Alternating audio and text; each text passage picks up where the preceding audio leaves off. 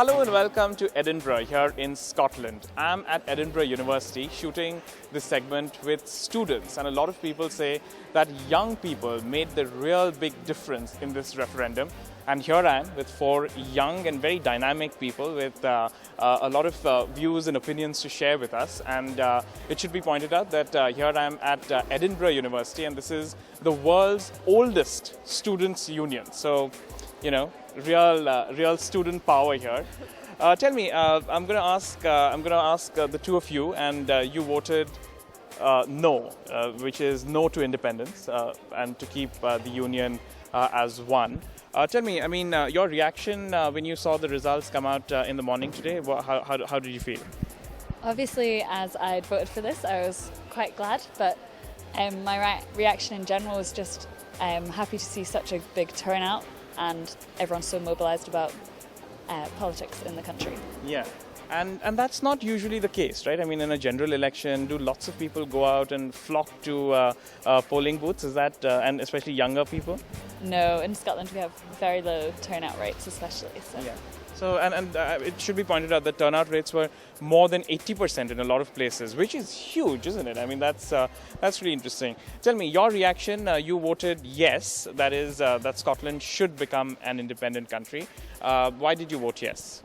I just felt that Scotland was very much under centralised UK Parliament power, and I felt that if we brought that just to Scotland, we could do more for just the Scottish people. And I felt that just a chance for change, you know, you can do so much more just by changing things. It might not be better at first, but, you know, you have the opportunity at least. Always people on this side of the university gates always want to change the world, and that's a reflection of why so many younger people went out to vote. What was your reaction when you saw these results come in? 45% versus 55% is really a close neck and neck battle, isn't it? Yeah, because I think the campaign brought about so much energy and vigour, and it just kind of feels that, particularly here in Edinburgh today, that people are kind of, well, 50% of people are pretty gloomy and a bit miserable today, so, you know, that's not great.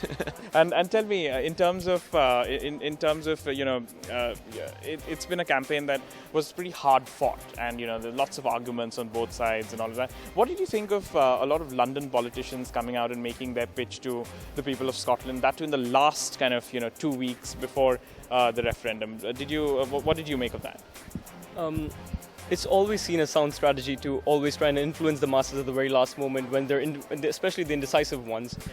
And from whatever was said and done, it was always great to see that throughout the entirety of this referendum, the no voters, again, like I said previously, it was not only did they vote no, they weren't vocal about it, so it shows that the voters were educated voters who did not need to be influenced and spoken up and just motivated into voting yes, but they thought for themselves, they stayed calm and solemn, but then they voted what they thought was right. Yeah. Okay. And the star campaigner, Mr. David Cameron, you know, the Prime Minister of this country, tell me, any one of you who was really inspired by what he had to say? He didn't say anything. What's that? I don't think he was the lead campaigner at all. In fact, he might have been Prime Minister and fighting for the Union, but I think something that really annoyed me was that he didn't actually directly debate the issue, and I think that showed a lot of, well, I think it's political suicide what he did, not going head to head with Alex Salmon. I think he should have had the guts and stand up and did if he really believed in it, and that was one of the reasons why I kind of lost a lot of respect for him. And also, is he very popular in Scotland? Not at all. I mean, his party gets sort of one parliamentary seat out of many seats in Scotland. Yes, yeah. Okay, you know, he supported, you know, what you wanted to vote, what you wanted to put on the ballot paper. What did you make of David Cameron's intervention? I still do not think it was good. I voted no for my own reasons, nothing to do with... Despite of David Cameron, not because of him? Exactly. Okay. Well, what about you, sir? Same reasons exactly, and not having an extensive history on them, I base my judgments only on the facts that were given on paper and through the various seminars that I attended, so educated choice versus being forced by one person. Okay, okay. And just before I ask you a question, that's really interesting, and the fact that 16-year-olds were allowed to vote in the elections. I want to talk to you. So the three kind of main issues. I mean, there are lots of issues of identity and a lot of emotional issues for Scottish independence, but the three issues were sort of the economy, nuclear weapons, and membership in the EU. Which who wants to tell me in about 30 seconds which issue to you was the closest to your heart and why? Do you want to?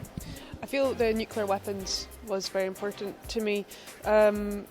I think, although I do think that I think it would be very hard in an independent Scotland to actually go through that and get rid of the nuclear weapons. But I think So you want that Scotland should not have any nuclear weapons at all. Why is that? I'm a pacifist. I don't believe in war, and that's a horrible, horrible weapon of war. And I just don't believe in it at all. Okay. Okay. Well, what about the both of you? One issue that was really close to your heart. My biggest reason for voting no was the economics reason, that we get a lot of money from the rest of the UK through taxes, and we have free education and don't pay to be at Edinburgh University, and we have free prescriptions, and I didn't want to risk losing that. But nuclear weapons was my biggest reason that I would have voted yes. Okay. Very good, very pacifist kind of students out here at Edinburgh University. And just to wrap this up, tell me, the fact that 16-year-olds could cast their votes, that's big, right? I mean, the fact that you can't do a lot of things. I'm not going to get into details, but you can't do a lot of things till you're 18. But you can actually cast your vote in the referendum. Good thing, bad thing? I think very, very good thing. Because they're a big group of people that are going to be affected by the result. And I felt that lots and lots of 16 and 17-year-olds were so informed and had the ability to use the kind of changing media that was utilised for the campaign. Okay. And good thing, bad thing? I was really impressed by it. At first I was really quite against it because I thought back what was I like when I was a 16-year-old. And I actually work with young people in my job, and I was just so impressed at how articulate they were, probably more articulate than some paid political politicians, and how they came to their decisions. I think it's just absolutely amazing. I just hope we can kind of capitalise on that energy for future elections. I think it's really it's an idea for lots of elections across the world, isn't it? I mean, getting younger and younger people involved. If you were to say something to kind of a message to people on the other side, people who voted no, what would that message be in 30 seconds? Who's going to take this? To remember the promises that you made to the yes campaign and the powers that you're going to give to Scotland, and try and use them to change society for the better and make it far more equal, because the United Kingdom is a very unequal country at the minute. So just remember that. And you're going to hold politicians to account on these things, right? Totally. Okay. So we started with lots of points that we found we could disagree on, but by the end of this debate, we found lots of things that we can agree on, which perhaps is a reflection of political issues in any country. That while it's important to be able to debate all of these things, it's important also to find common ground. Thank you all so very much for joining us. This is Edinburgh University. Some really very dynamic students. All of them have very important points to make. And but the one thing is also the politicians who differed with each other during the campaigns have come out and tried to build bridges with each other. Now it remains to be seen whether London actually delivers on this promise of transferring more powers to Scotland.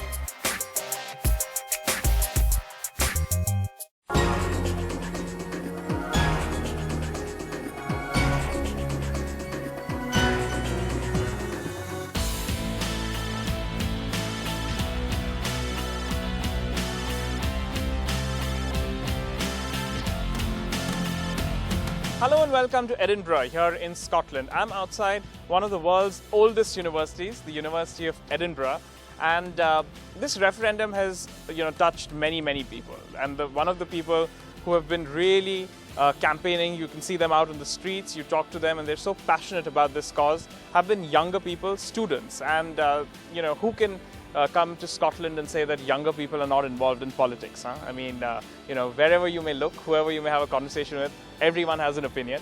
So here I am with 4 people who took part in the campaign and are very passionate about this cause, and all of you agree that Scotland should remain a part of the United Kingdom. Yep. Here you are with your union flags to prove it. Tell me one good reason why Scotland should be part of the United Kingdom.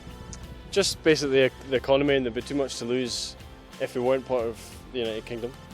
Basically the bank's mainly owned, there isn't really a Scottish bank, and for me that swayed my opinion. Okay. What about you? One good reason. Well, first of all, the party would have had to take out billions of pounds, which would have meant that the economy would have gone into a depression, and people would have lost their jobs, and we would have just gone backwards instead of forwards. Okay.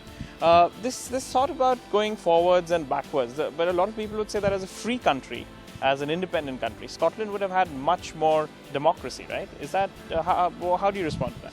Well, I don't think it would have been very democratic, as they wouldn't have taken into account the views of other people that, you know, didn't really think that independence would have been a good idea in the first place. Mm-hmm. That's what I think. Okay. Well, what about you? One good reason why Scotland should be part of the United Kingdom? I think it's just really important to share all our resources and just to stay together with England and Northern Ireland and Wales to Well, what about you, sir? I think there was far too much uncertainty about going independent and too many unanswered questions from the Yes campaign that just didn't make it worth it for me. Yeah. I want to talk, actually this segues really well into the next question I want to ask all of you, and that's about the campaigns. You know, how do you compare both the campaigns? The Yes campaign, a lot of people said, captured the imagination of a lot of younger people. How do you respond to that? I mean, do you all know friends who are voting Yes, and what kind of conversations were you having with them? Well, I think there was a huge wave of momentum towards the Yes campaign. Mm-hmm. Going into the vote, I genuinely believe that they had a strong chance of the country going independent. Yeah. But for me, most of the people that I'd spoke to, most of my friends, most of the people I associate myself with were voting no. Really? Yeah. Okay. What about you? Do you know anybody voting Yes? A few, but definitely a lot more voting no than Yes. Yeah. By a lot. Did you always know that this is going to turn out the way it did? I was very confident at the start and then got a bit nervous towards the end, but no, I was quite confident throughout. Okay. Tell me, I mean, your reaction when you saw the results, were you really happy that this turned out the way you wanted it to? Yeah, I was definitely really happy. I mean, I literally could not sleep all night. I was so terrified about what might or might not happen. So it was a huge relief for me. So were you glued to the television watching the results as they came in? Oh no, I was glued to my phone. I was just I was refreshing the BBC page like every 5 minutes or so, and you know, younger people always, you know, nobody watches television anymore. They're always on their mobile phones. Tell me your reaction when you saw this come in. Did you expect it all the time? Yeah, I was very surprised that the no vote won, because recently the Yes vote has been very, very vocal. But it just goes to show that the most vocal don't necessarily represent the majority. Yeah. And also tell me in terms of, you know, I mean, economy is one of the big questions, but also in terms of, you know, a lot of people, apart from the political issues, have spoken to me and told me that there are lots of issues around identity, and you know, lots of people say that Scotland has this long history, and people, you know, Scottish people are different from you know, people in the rest of the country. What do you make of that argument? well, I think we need to sort of consider about what we managed to achieve during events such as the Second World War, where we worked as one country. So we held off the Nazis for 3 years without any help. And I know nowadays I've been seeing on like social media, people are saying, "Oh, you should be ashamed. You're not even Scottish if you voted that. You're just North England." And I think that's absolutely ridiculous, and it's shameful people are saying that. In fact, I want to talk to all of you about this. You know, this campaign has been quite a divisive campaign. You know, quite divisive in terms of, you know, the kind of pitches made on both sides and what people have said about this campaign. Did you think that? I mean, you know, Scottish people aren't known to be the most aggressive people in the world. Well, definitely, but first and foremost, I think there's a lot of people who are proud to be Scottish that have voted no, like myself. I'm a proud Scottish person. Yeah. I'm also a proud British person, and it doesn't make me any less Scottish the fact that I voted no in any way. And you're right to say it has been, the country is divided in a sense, and it was a 55-45, so it's not a huge majority. And I think Scotland will take a long time to recover from that. And you know, reflect for me a bit about this division. I mean, you know, this thing that so many people disagree with each other on this, a really critical issue, whether you should be an independent country or not. Will reflect for me a bit about this real kind of divergence in opinion. Well, I think in a sense the campaign's been quite volatile.